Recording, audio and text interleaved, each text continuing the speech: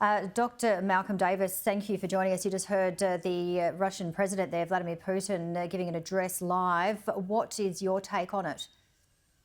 Well, I think the key thing that he said was that this mutiny, this insurrection, is a fatal attack on the Russian Federation, which worries me a little bit because Russian nuclear policy says that if there is a existential threat to Russia, that would be a justification for using nuclear weapons. Now, I'm not suggesting for a minute that they're about to use nuclear weapons, but Putin seems to be laying the groundwork for building up a rationalisation to escalate and respond much more harshly, not only in Ukraine, because he's linking this insurrection to what's happening in Ukraine, but more generally to put down opposition, to put down Prigozhin's forces.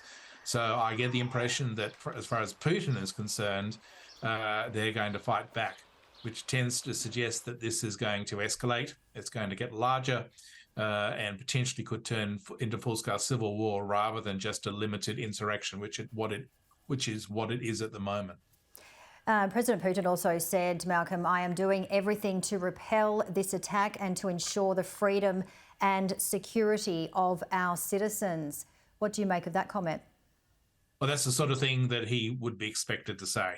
And I think that really what it does depend now on is to what extent does Prigozhin have support within elements of the Russian military itself. And I'm not talking here about the military leadership, which is where this insurrection is directed against.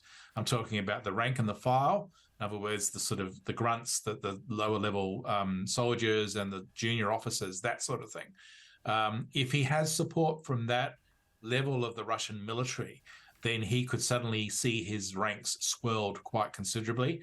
And that Prigozhin insurrectionist force of about 25,000 troops could suddenly get a lot larger much more quickly. And it would be then much more difficult for the Russian leadership to be able to stop them from reaching Moscow. And after all, Rostov-on-Don is only about a 15-hour drive to Moscow. So, and they're already in Vorozhna, which is the next town along the road there from Rostov-on-Don. So I think that the Russians have their hands full in trying to keep this under control. He also said, I urge anyone involved to cease. How do you think people are going to respond to those comments? Well, certainly I don't see the Prigozhin Wagner forces ceasing. They're not going to stand down just because Putin tells them to.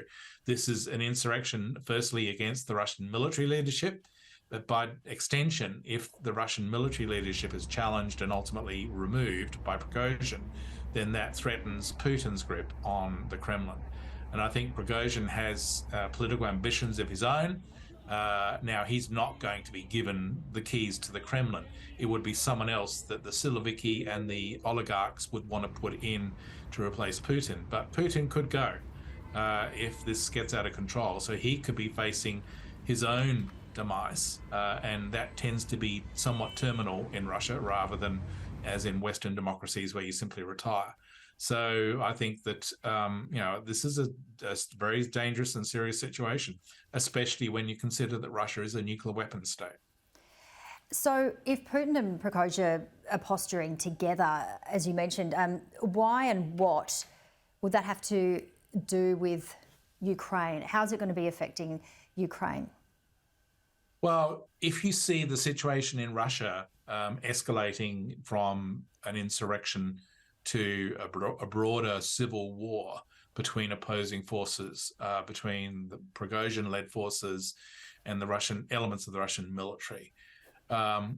It's possible that what you would see then is elements of the Russian military that are manning defensive positions in eastern and southern Ukraine, either redeployed from those positions to fight the Prigozhin forces, or simply walking away from their posts and joining the Prigozhin forces. In which case, what you could see potentially is gaps opening up in the Russian defenses that the Ukrainians could detect, break through and exploit. So that could then lead to the Ukrainians accelerating their counteroffensive and achieving more in terms of regaining lost territories. And I think that would be obviously a very good thing if they can regain control of all their territory, every square inch, including Crimea. That would be an excellent outcome. But the risk, of course, is that it then presents a double challenge for Putin, because you have on the one hand Putin facing catastrophic defeat in Ukraine, and on the other hand facing an internal uprising or rebellion or even civil war inside Russia. And so therefore the risks of him doing something stupid, i.e. escalation, would increase at that point. When was the last time we heard an address from President Putin? I can't remember the date, but it was, he does make these regular addresses in terms of, warning about how Russia is at war with the West and so forth. And I think that's a dimension that we shouldn't ignore, that from his perspective, Russia is at war with the West. And so I wouldn't be surprised if in coming days he tries to somehow create a narrative that somehow the West is behind this, which is utter nonsense, but that's what he's likely to do. So therefore we need to push back very hard on that sort of narrative. And we spoke a couple of hours ago, Malcolm, on the seriousness of this. How do you see it now, as we're seeing the last couple of hours? Well, clearly the insurrectionists under Prigozhin are making advances. They control Rostov-on-Don.